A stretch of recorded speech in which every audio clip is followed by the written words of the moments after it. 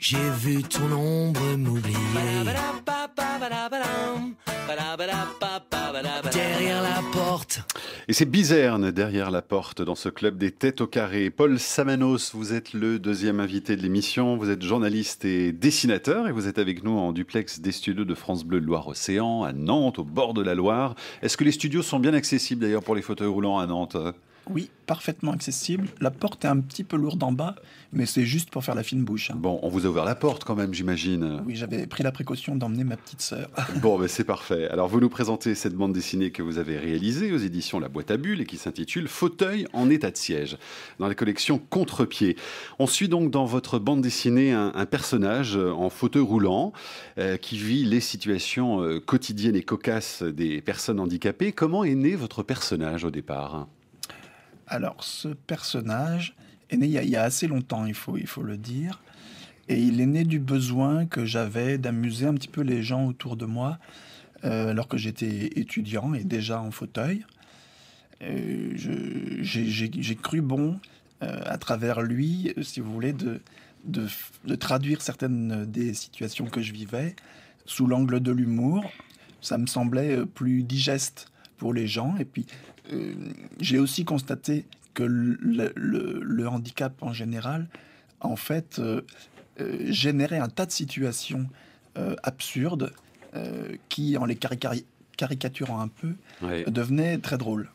Est-ce que les valides que vous avez en face de vous acceptent bien l'humour d'ailleurs des personnes handicapées ? Comment ça se passe lorsqu'ils sont confrontés à ce type de personnes en fauteuil roulant Alors, je dois dire que quand je suis présent et que je fais découvrir mon livre, les gens l'acceptent très bien. Parce que qu'une personne handicapée fasse de l'humour sur le handicap, ça ne les gêne pas. Je sais que quand le livre se promène tout seul dans une librairie et que les gens le découvrent sans savoir que l'auteur est directement concerné, là, ils bloquent. Hein, ça heurte un petit peu leurs bons sentiments. Ils trouvent que l'auteur exagère, qu'il se permet des choses quand même qui ne devrait pas. Oui. Alors votre personnage, qui est un personnage qu'on pourrait situer dans la trentaine, enfin en tout cas c'est un jeune adulte, assez espiègle, c'est un peu votre porte-parole au fond, c'est ce que j'ai compris en regardant cette bande dessinée. Oui, le fait est qu'il me ressemble beaucoup. En fait, j'ai un handicap beaucoup plus lourd que le sien. Lui, il est paraplégique, moi je suis tétraplégique.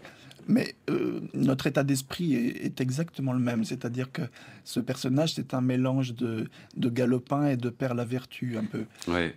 Et c'est aussi mon cas. Alors, preuve donc que le handicap, ça n'est pas qu'un sujet triste, ennuyeux, fait de souffrance et de difficultés. C'est vraiment ce que vous mettez en avant, évidemment, dans cette bande dessinée. Et vous me le disiez tout à l'heure déjà, c'est qu'amuser, c'était aussi pour vous peut-être le meilleur moyen de faire tomber les barrières et de pouvoir faire entendre quelque chose de votre handicap.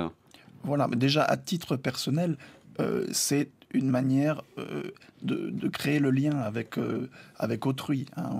On met les gens à l'aise quand on a un peu d'humour, qu'on les fait sourire.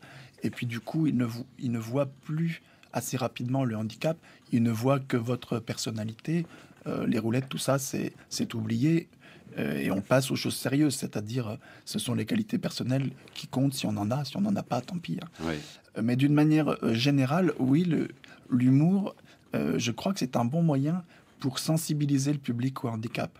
Parce que pour beaucoup de gens encore, qui sont à la limite bienveillants, hein, qui veulent pas de mal aux personnes handicapées, pour beaucoup de gens quand même, ça reste un sujet rébarbatif et auquel spontanément ils ne s'intéresseraient pas. Oui. Là, si on amorce la pompe en les faisant un petit peu rire, qu'on crée une forme de sympathie, on peut les harponner, on peut faire qu'ensuite ils s'intéressent au sujet, qu'ils approfondissent. Oui. Alors, ce que vous montrez aussi, et c'est ce que j'ai aimé d'ailleurs dans votre bande dessinée, c'est que l'humour, c'est pas que du côté des personnes handicapées, c'est évidemment aussi du côté des valides, mais vous montrez bien aussi que les personnes handicapées manquent parfois aussi beaucoup d'humour et sont parfois très emmerdantes.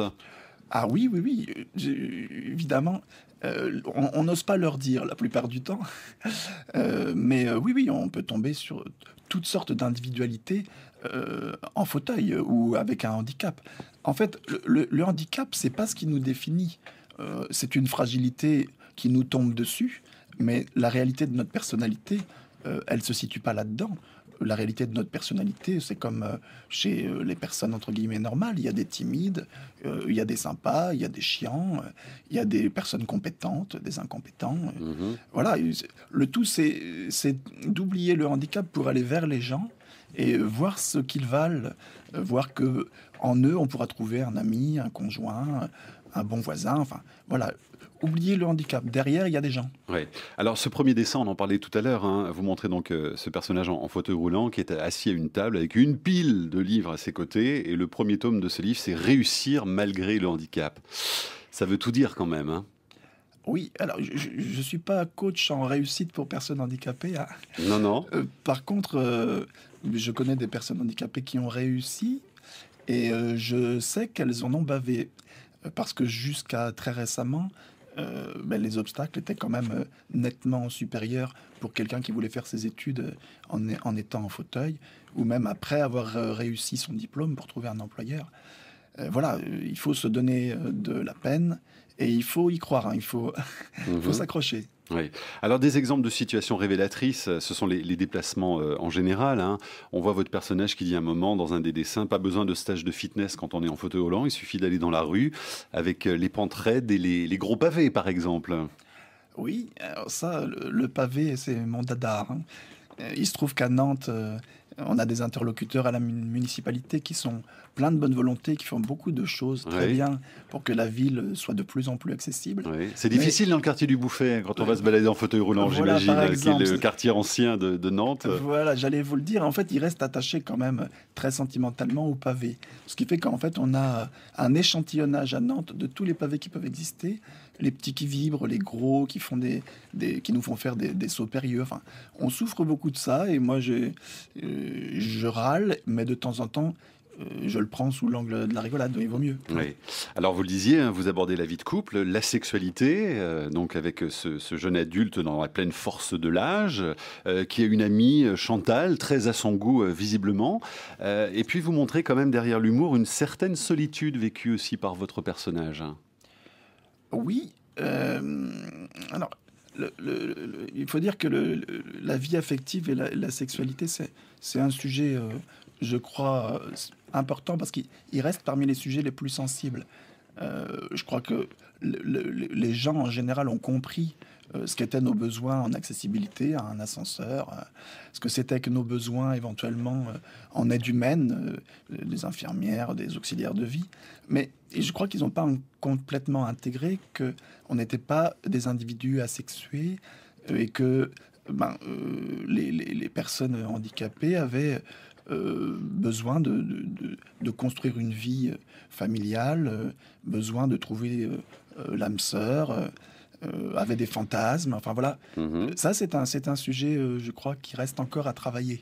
Oui, auprès de l'opinion. on voit effectivement qu'en France, il y a beaucoup de travail à faire, alors que dans certains pays, je crois que c'est la Suisse ou certains pays nordiques, où vraiment, pour le coup, on en parle très ouvertement, jusqu'à d'ailleurs provoquer des rencontres et des échanges sexuels pour des personnes handicapées. Je sais que c'est des sujets qui heurtent pas mal dans notre pays. Oui, alors, il y a ce qu'on appelle dans ces pays-là des auxiliaires de vie sexuelle. Oui. Ou alors, j'espère ne pas me tromper sur le terme, enfin, ça s'approche de ça. Bon, je dois dire que autant la situation est un peu difficile en France, autant je suis pas sûr que... Vous trouvez là, pour le coup, que c'est exagéré? Voilà, peut-être qu'on est allé un petit peu loin du coup. Mais il m'arrive d'être conservateur et rétrograde. Faut pas toujours m'écouter. Ouais. En tout cas, dans l'un de vos dessins, on voit votre personnage qui veut acheter une boîte de préservatifs au supermarché. Évidemment, le rayon est beaucoup trop haut pour ce qu'il puisse accéder à cette boîte. Donc, il demande à une personne de l'aider. Et cette femme, en voyant ce qu'il y avait sur la boîte, dit ceci: on veut les aider, alors qu'en fait, ce sont des monstres. Oui. Vous avez déjà entendu ça ou pas? Non, mais je vais vous dire, cette idée de gag, elle m'est venue dans la supérette que je fréquente quotidiennement, quasiment. Parce que je me rends bien compte que le personnel, les caissières, sont tout à fait charmants, mais ils voient en moi un genre d'ange, une personne immaculée qui n'a évidemment pas de fantasme, pas de vie affective. Je suis juste un petit monsieur gentil qui fait ses courses, qui est très aimable, et avec qui on est très aimable. Et je me suis imaginé une fois dans ce magasin, en train d'arriver à la caisse, non pas avec mes 2 tranches de jambon et ma plaque de beurre demi-sel, mais avec 25 boîtes de préservatifs et un tube de gel lubrifiant. Et la tête qui m'est apparue de cette caissière, dans mon imagination, m'a fait tellement rire que j'ai cherché à étendre ça et à trouver un gag qui pouvait le traduire. Dominique Proust. Ça serait juste 3 remarques, mais qui vont dans le sens de ce que disait Paul. La première chose, n'étant pas handicapé, je voyage souvent dans le métro avec des sourds. Donc je leur traduis, je leur explique, je leur signe ce que j'entends.